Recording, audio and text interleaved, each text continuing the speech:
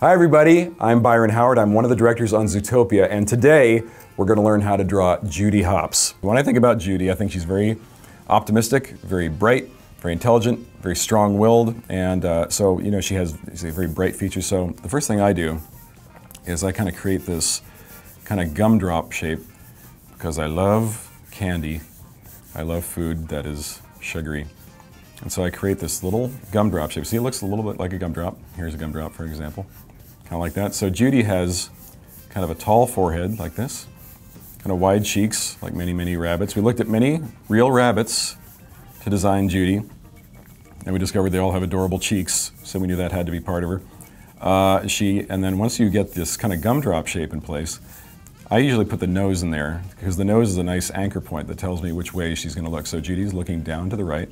And then once I have the nose, then I can use that to kind of focus these lines that kind of determine where her eyes go. And her eyes, if you think about them as being a little almond-shaped, it makes them feel like they kind of sit into her skull a little bit more, which is nice. These nice kind of lashes.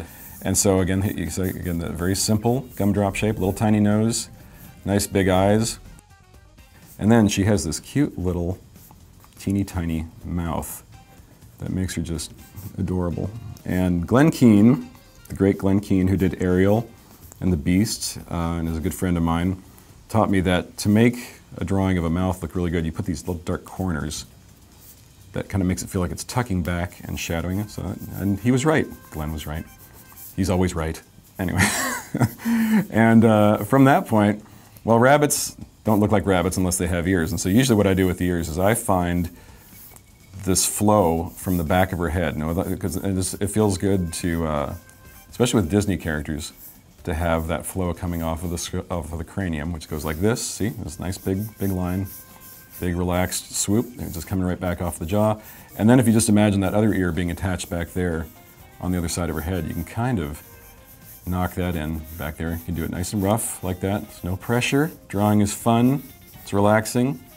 It's like meditation. You just relax.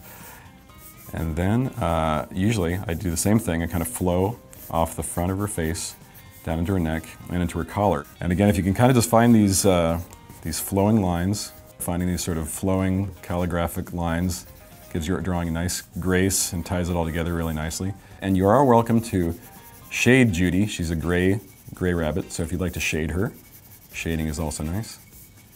And then she has these sort of beautiful dark ear tips right up there. So if you can do this at parties, you will be so popular, and people will buy you things and be your friend.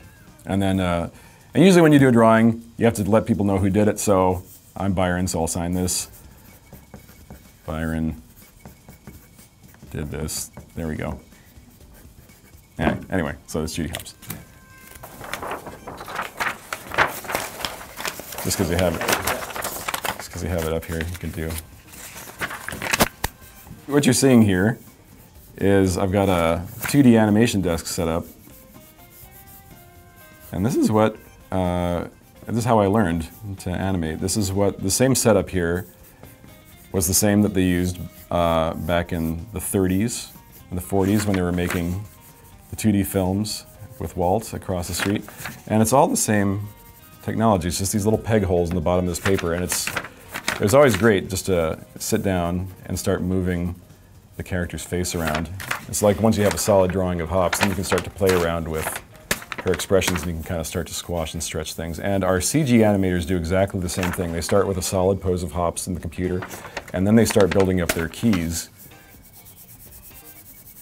And you can figure out how to make her kind of squinch and kind of get different expressions. She can look angry, happy, sad. But that's the great thing, is that all of what we do at Disney, whether it's CG or drawn, has this great tradition of art that's been around at our studio for about almost like 100 years. And so we love that. I love that tradition. I love the fact that every time I do another one of these films, the women and men in our animation department teach me something new, and they keep getting better and better.